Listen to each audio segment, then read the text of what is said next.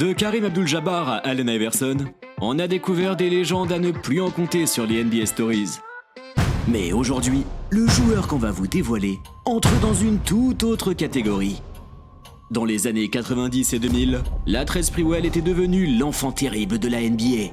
Aussi brillant sur les cours de basketball que dans ceux du palais de justice, vous allez découvrir l'histoire d'un homme qui a repoussé toutes les limites. Latrell Sprewell is on suspension for attacking Golden State Warriors coach PJ Carlesimo. Carlesimo said that Sprewell did use the phrase, "I'll kill you," and insisted that the one-year ban by the NBA is severe. Physical contact and then... The booze don't bother me. I get that all the time anyway.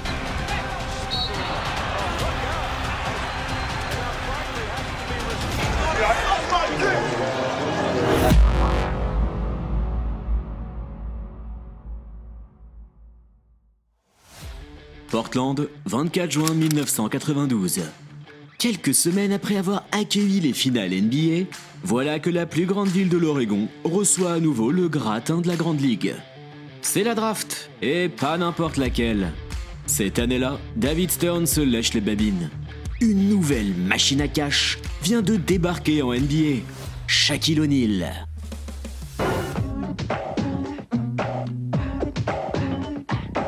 Derrière le Shaq, la draft 1992 cache bien des surprises. En 11e position, Robert Horry, l'un des hommes les plus titrés de l'histoire. Et bien plus bas, en 24e choix, un joueur inconnu qui va pourtant faire parler de lui, un dénommé Latrell Sprewell.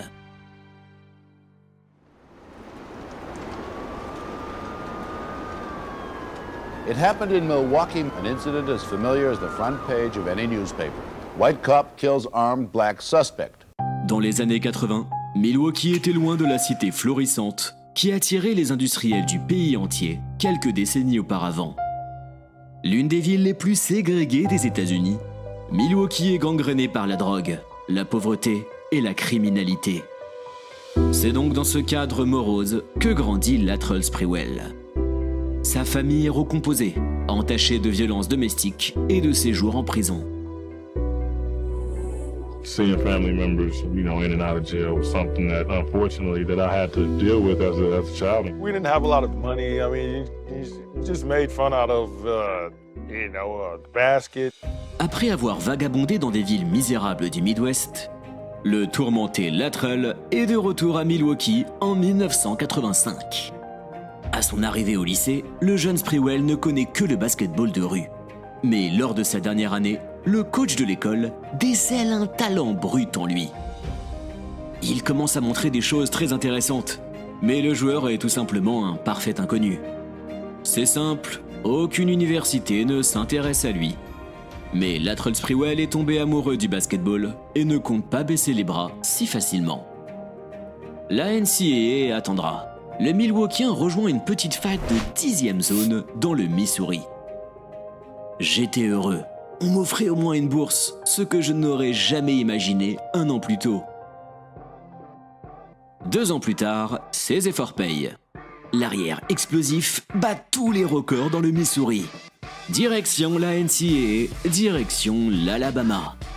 Aux côtés d'un certain Robert Horry, Sprewell plante près de 18 points par match, tout en étant un véritable pitbull en défense. If they rebound, they have a chance. There's a steal by Sprewell. Ces derniers temps, l'algorithme YouTube n'est pas vraiment notre meilleur ami. Pour supporter notre travail, n'oubliez pas de vous abonner.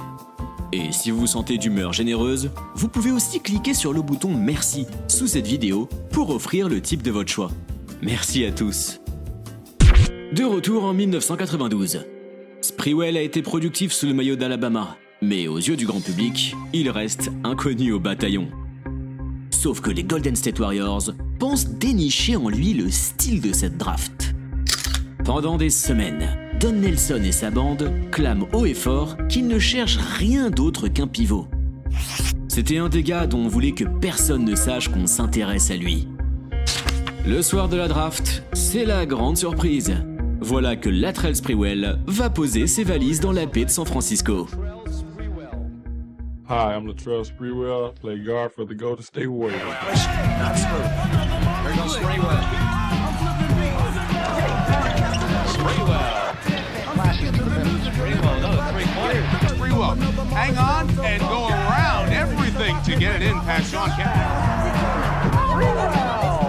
us to get a wide open fast break and just throw it down. Just like this. Sprewell is back to Sprewell. Sprewell, look out. Comes down with possession to Armstrong. Lead pass, Sprewell comes to the hole. And Jackson with a running two-hander. Oh, Spree! Spree voulait faire connaître son nom. Eh bien, mission accomplie. L'arrière est un joueur besogneux, infatigable, explosif, aussi vigoureux en attaque qu'en défense. Son impact est immédiat. Sprewell rejoint 3 fois le All-Star Game et rivalise avec les plus grands noms au scoring. Do you know his name? Well, remember it because Latrell Sprewell is made to be an NBA star. De la pauvreté à la célébrité, l'histoire de Latrell Sprewell est l'incarnation de l'American Dream. Il n'avait débuté le basketball que très tardivement. Il était désormais une tête d'affiche de la glorieuse NBA. Alors, me diriez-vous, le récit de Sprewell a tout d'un rêve. Ah oui, sauf que ce rêve allait bientôt virer au cauchemar. Déjà en 1994, le couple Sprewell-Warriors connaît des distensions. En cours de saison, le joueur se bat avec son coéquipier Byron Houston. Cette année-là, sa fille se fait arracher l'oreille par l'un de ses nombreux pitbulls. Golden State déjoue totalement, et l'arrière se sent victime d'une chasse aux sorcières. J'aime jouer ici, mais il y a beaucoup de choses qui ne vont pas avec cette organisation. Je ne veux pas être dans une situation qui me place comme un bouc émissaire. En 1997, PJ Carlesimo arrive sur le banc des Warriors. C'est alors que Latrell Sprewell va rentrer dans les annales de la pire des manières. L'un des plus sombres chapitres de l'histoire de la NBA allait bientôt s'écrire.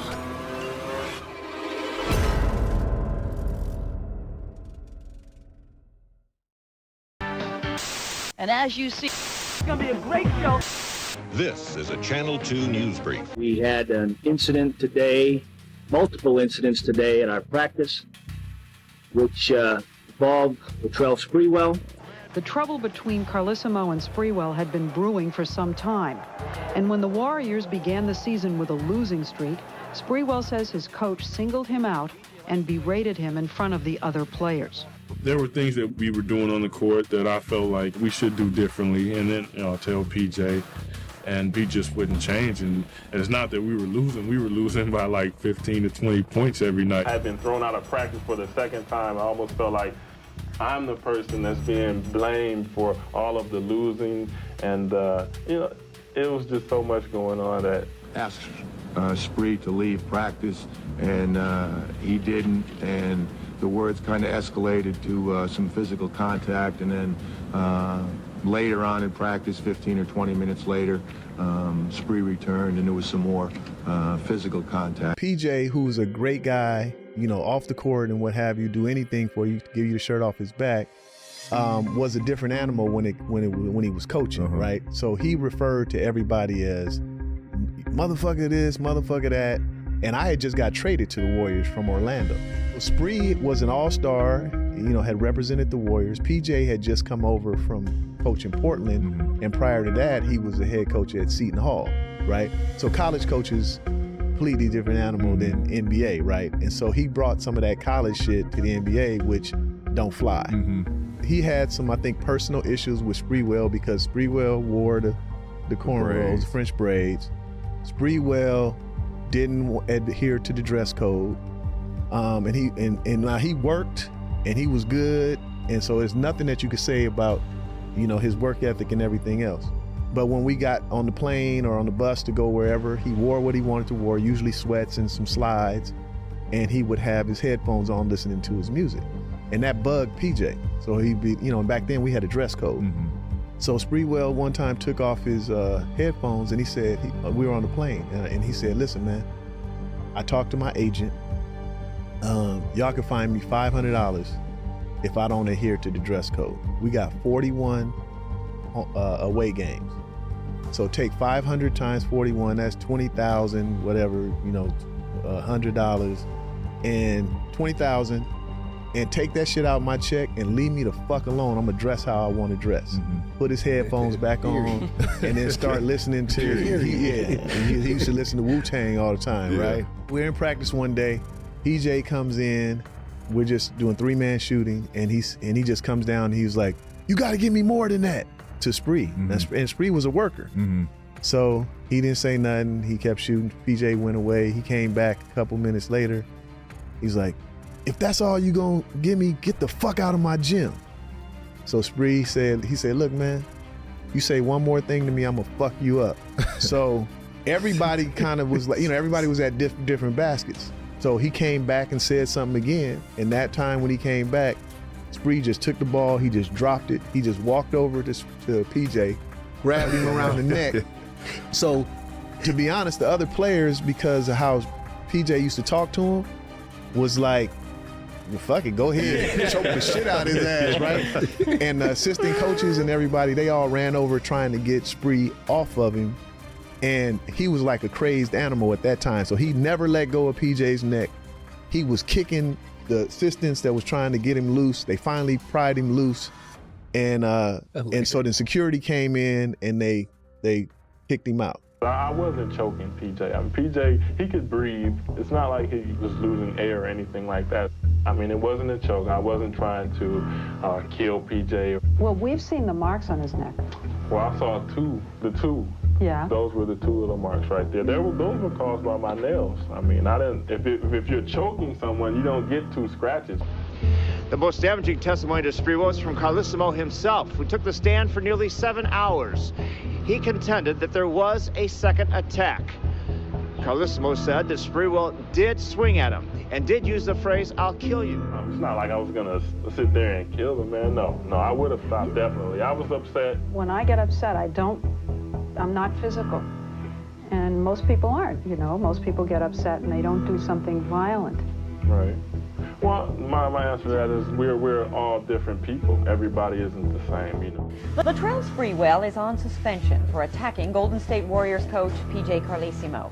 Surrounded by his former Warrior teammates and his new defense team, Latrell Sprewell offered a public apology for attacking his coach, but insinuated that he was provoked and insisted that the 1-year ban by the NBA is too severe. I never really got a chance to tell my side of the story. I will say that, I was upset and I did lose control to a certain degree, but I didn't lose total control. If we have to boycott the All-Star game, the World Championships, or anything, we're going to make sure he gets his money back because he deserves it. NBA Commissioner David Stern also said the arbitrators sent the wrong signal. Stern's year-long suspension of Sprewell was cut nearly in half. It says you get fired if you choke your boss anyplace, but not in the NBA. The thing is, that sucks the most is, Sprewell, I think, is a good kid who's a terrific player. And he's going to be scarred for that forever. Et voilà, l'une des pages les plus noires de la NBA venait d'être écrite. L'affaire de l'étranglement de Carlesimo devient un scandale national. Sprewell sera finalement suspendu pendant 68 rencontres, avant que les Warriors se séparent purement et simplement de lui. On pourrait alors croire que la carrière de Sprewell allait s'arrêter comme cela. Mais ce serait sous-estimer la ténacité du garçon. Après plus d'1 an sans jouer, Latrell Sprewell pose ses bagages à New York. Il le promet, c'est un homme changé. Il n'est désormais qu'amour et tendresse. Postseason has been the best of times for Sprewell, but it comes after a dark period. It's like everyone says I'm this, but I'm really not. I mean, I'm human. I made a mistake. I'm this person that had troubles, but I've moved on from that, and I've gotten to where I want to be in life. There's a steal by Sprewell. Anticipated beautifully, goes up for the two-handed jam. Sprewell again, knocks down the 3. On the court, I'm aggressive, constantly attacking. I just play with a fierceness, a passion, and a competitive edge. I'd always make up these scenarios, anything I could think of to give myself a reason to be upset at the next person. Here come the Knicks. Well, since his acquisition, Latrell Sprewell has said the right thing and so far done the right thing. À New York, Sprewell croque à pleines dents dans la grosse pomme. Le joueur devient un fan favorite et écrit l'histoire. En 1999, les Knicks deviennent la première équipe classée 8e à rejoindre les finales. Bon, Sprewell ne gagne pas le Saint Graal, mais il est revenu de l'enfer jusqu'au sommet de la NBA. En 2003, Latrell Sprewell rejoint les Minnesota Timberwolves. Encore une fois, son impact ne tarde pas. Menés par le capitaine Kevin Garnett, les Wolves connaissent sans débat la meilleure saison de leur piètre histoire. Les Timberwolves proposent alors à Sprewell un contrat à 21 millions de dollars sur 3 ans. Son refus est assaisonné d'une des répliques les plus célèbres de l'histoire de la NBA. Non, car j'ai une famille à nourrir. Finalité, aucune équipe ne lui propose un meilleur contrat, et l'ancien Warrior ne remettra tout simplement plus jamais les pieds en NBA.